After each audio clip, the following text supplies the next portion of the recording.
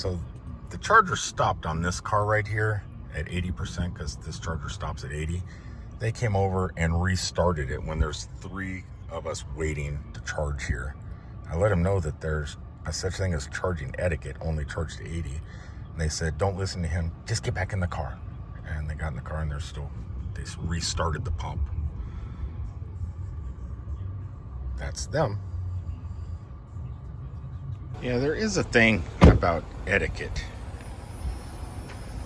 You know, like those over there are 350 kilowatt machines. I'm not going to use them. I'm going to save them for the bigger vehicles. And I'm definitely not going to carry out and tell my husband to get in the car and don't talk to that man.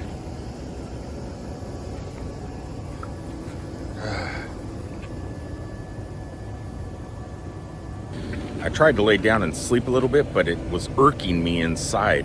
I was laying down and I just kept replaying the whole scene over and over in my head, how kind of mean they were and how inconsiderate. Their car was done charging. There's a line of people waiting to use that one charger because that's the only charger that works. And they restart their pump to get it to 100%, which would have took like another hour because they were only charging at 10 kilowatts. So we're all just waiting. And then there was another lady that needed to charge too. She only had like 2% battery left. And when they cracked their window just a little bit and said, get back in line and just wait. Man. I don't want to say what I want to happen to those people because of karma. But who knows? Maybe karma will get back up with them. I don't know. So I came over here to Walmart, plugged into the Electrify Americas. What the heck? Gives me a chance to use the adapter, which at the moment is working perfectly. See, we're getting okay speeds. It just plugged in. We're up to 32 kilowatts. Normally I get about 72 to 73, but that's on that pump over there that is actually broke at the moment. But you know, it's slow for some reason. Maybe Electrify America is limiting the speeds today. There was a Ford Lightning here plugged into this 150, and I know Ford Lightnings can charge at 150 kilowatts. And he said he was getting 100 on a 350 kilowatt machine. So maybe they're just limiting their juice today. I was gonna go work today, but that couple just held me up. I sat there for an hour waiting for them to get back to their car just to restart their pump again after they were already pretty much full. So I can't go do no Uber, no Lyft, or Walmart Spark. So I figured, what the heck, drive over here since I couldn't sleep anyway. Charge up because tomorrow is a moving day. And I'm going to be driving the RV down to Orlando, and then Steph stuck in a truck is going to be bringing me all the way back up here to pick up the car that I have to leave here because I can't drive 2 vehicles at the same time. Kind of sucks. So after we drop the RV off and come back up here to get my car, I don't have to go and charge my car. So I figure I might as well knock it out tonight, get about 70% in there, and then go back to the RV and start packing it up and get ready for a moving day. It's coming in a snap. This is one of the things we have to do. We have to leave one car as we traverse down to Orlando. I get a ride from this person, Steph stuck in a truck, back to the RV, and then the fun begins. The reason we can't get things done in a timely manner is Steph is making friends with all the bugs and then letting them go in the tree. I can't believe you recorded me looking like that. I didn't. But I will. Yeah, I don't see the grasshopper. Okay, so everything's done. We kind of mix-matched everything today. We both did inside and outside. So, which is normal. She does the inside, I do the outside. But today we just kind of mix-matched everything. Walking around, checking the property real fast, making sure it's nice and clean because we do like this spot. We have our little garden areas, kind of in the forest with a nice field behind us. This is probably our favorite spot to stay at.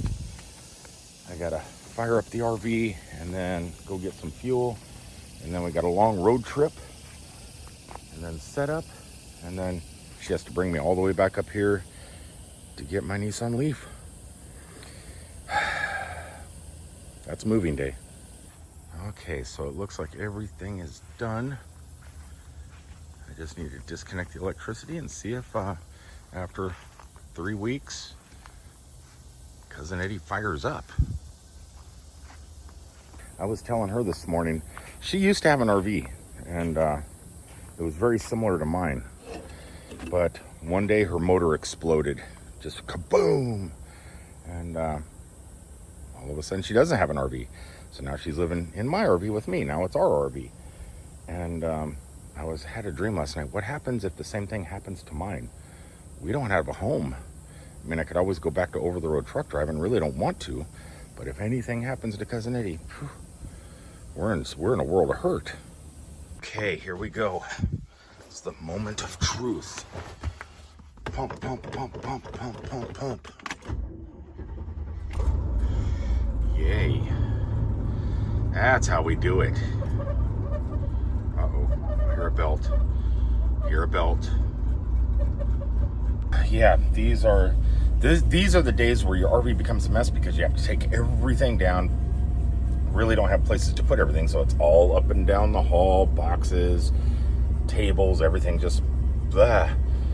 And then you have to go get fuel. That's the worst. Paying for gas. I was complaining the other day about, or at the beginning of this video, about someone hogging the electric charger. Now someone's hogging the big vehicle fuel tank with their little car. What the heck, man? I can't get a break. Can't believe. Made it. Got a great site. Let me hook up to the electricity real fast and set the ACs up, and let me start that breakdown process and kind of show you what it looks like before we have to go back and grab my car. Okay, we are getting done. It looks like this could be a pretty fantastic spot. I think we've had this spot before, and we could feasibly charge our cars at this spot too, because it is a 30 and a 50. So every day when I go to work, I should be able to leave with 100% charge in my car. It's gonna be nice. Come on, let's go. We're home. We're home. I know. Oh, it's looking kind of nice. Okay, you want me to give you a tour, Pooper? You want a tour? You want a tour? Come on, let's go. Okay, so it's looking pretty good. We got a nice Pooper. Oh, stay over here, you're not on a leash. Got a pretty nice area here, nice woods. Got the awning out, the lighting. We got all the lighting out here in the forest. So yeah, it's looking good. And a bonus, her Chevy Bolt and my Nissan LEAF will both fit in the spot. I could pull right there. Now, I don't know if I'm parked here, if she's going to be able to get around me without pulling into the brush or into these palms over here, but I think we'll make it work. There it is for 3 weeks. Come on, Pooper. Yeah, now one more thing to do. Let's go get my car. La-di-da, back in the car, out of the RV. Yeah, pretty easy day today. I have a question. We are going to be down in the Orlando area for the next 3 weeks. Our car wash up here, we have one here and one in Orlando. That's the only two in the state. They sold all of them. We have another car wash called Mr. And they're everywhere, from California to Montana to here in Florida, and there's like 50 of them around. I'm thinking about changing. Looking at the price models, modeling's a little bit different, because I just have the basic. Do any of you that drive electric cars get the full-on treatment at the car wash? I mean, the undercarriage, obviously the wheels, you know, the shining and all that other stuff. But do we as electric car drivers really need an undercarriage? Because all we have under there is a battery. That's it. Does that need to be washed every time you get a car wash? Does your battery need to be washed? I'm just curious, because it's $19 a month for a regular car wash.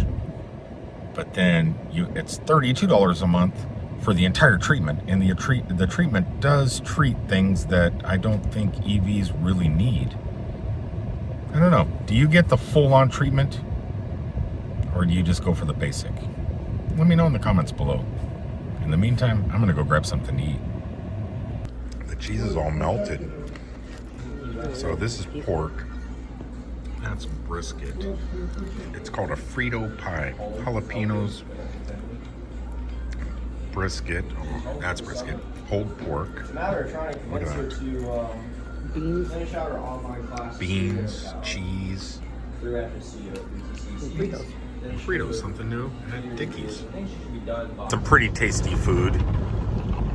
Anyway, I am at the car wash now. Like I'm saying, I'm thinking about quitting this car wash. Right now, I just get the basic. I do have a polishing tool that came from Vivor. You can go back and check out the video of that.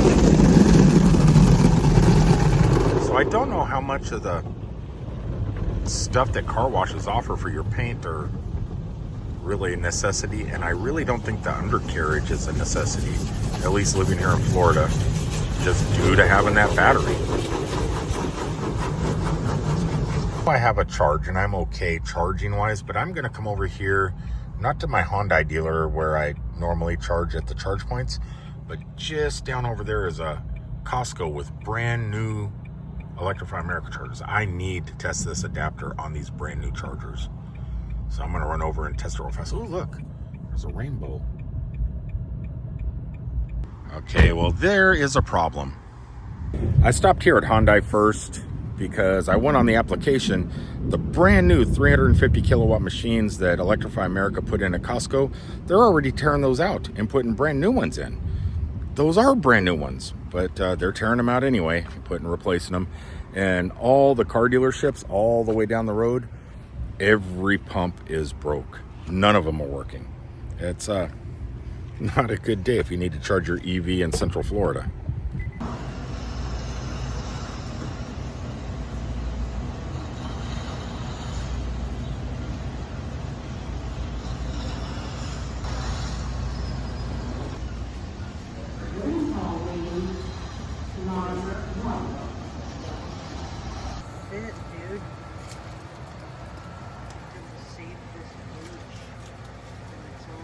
Okay, I didn't record the video of me getting the fish because I was just too excited, kind of like her.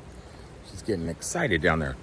But since Steph Stuck in a Truck's fish just passed away, her beta fish, I think, I went ahead and snuck and got her a new one. And kind of as a bonus, I got her a new aquarium with a filtration system and stuff, which her last beta fish did not have. So hopefully this one does better. I'm assuming it's going to. Anyway, let me end today's video real fast. Okay, this is what I was talking about. With two EVs in this camp spot, there is no room. I can barely get out of my front door because of the palms there. And then if I needed to get a ride with her, there is no way I'm getting in that car. As a matter of fact, I don't think she can leave with me parked here. But it's okay. It's okay. We are parked next to our outlets on the RV, so we can plug the cars into the RV, charge them while we're here. A lot of people say, how come you don't plug in to the pedestal back there? Well, we can. We could plug in back there, but the campgrounds, a lot of campgrounds allow it. Thousand Trails does not. So we have to plug into the RV to get our juice, which that's okay. I don't mind doing that. It just takes a little bit longer to charge. You know, you go to bed at night, wake up in the morning, you got to charge. This is the way it is. But she can charge on that side, on this side of the RV.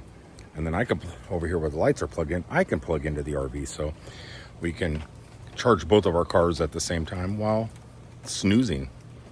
It is what it is. You got to abide by the rules at the campground. And the main reason is EVs draw constant power. And I don't think that the pedestals back there are meant for drawing constant power. I mean, I'm assuming they are because all these rigs have multiple air conditioning units on the roof that are on constantly. They never shut off. So they are drawing constant power from these pedestals. And obviously the EVs don't draw as much power. Hers draws 6 kilowatts. Mine would draw 6 kilowatts out of, or they can, never mind. I think we're only sucking like 3 kilowatts or something out of our wall outlets, which is a lot less. Well, it would be 6, 3 and 3, so 6 kilowatts. Where I know those RVs with multiple units on the roof, much like mine has 2 units on the roof too, but we don't run them all the time, especially if we're charging our cars on the wall outlets. It would be nice to periodically charge at the pedestals, and companies like Winnebago and stuff are making 100% electric RVs now, and vans, camper vans that you can live in. I don't know what they're going to do when they start coming to the campgrounds, because the campgrounds forbid charging. At least Thousand Trails does. KOA and other ones allow it, but Thousand Trails doesn't. Are they just going to turn those RVers away because they drive electric RVs? They're going to have to, policies are going to have to be changed, and demands are going to need to be met. It's the future, man. It's the future. Not only out on the roads with our cars, but the RV nomadic life is also changed into electric. I'm happy about it. Trust me, I think it's awesome. But a lot of companies that just don't embrace it, they're gonna be forced to embrace it, or they're gonna be like dinosaurs and fade away. And I don't think Thousand Trails is planning on being a dinosaur anytime soon. Anyway, until the next time, thanks for tuning in. I am out of here, and today was a moving day. That's our life once a month. Move. Peace, everybody.